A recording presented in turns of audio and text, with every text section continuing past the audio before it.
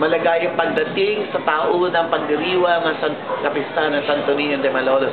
Matutunghayan po ninyo ang iba't ibang imahen ng mahal na poong Santo Niño na naka-exhibit dito sa Museo Diocesano de Malolos. Iniimbitahan ko po kayo sa Grand Santo Niño de Malolos Procession sa darating na linggo. Mahigit 100 karosa ang ipoprosesyon sa pagdiriwang na ito. Ngayon ay matiyan muna kayo at tunghayan ang iba't ibang imahe ng Santo Niño sa aming exhibit dito sa Museo Diocesano de Malolos. Mahigit 100 imahen ang inyong makikita. Yari sa ivory, kahoy, resin, at iba pang mga antigong mga kasangkapang pagsimbahan. Nandito lang po ninyong halos makikita. Ito ang yaman ng aming pananampalataya.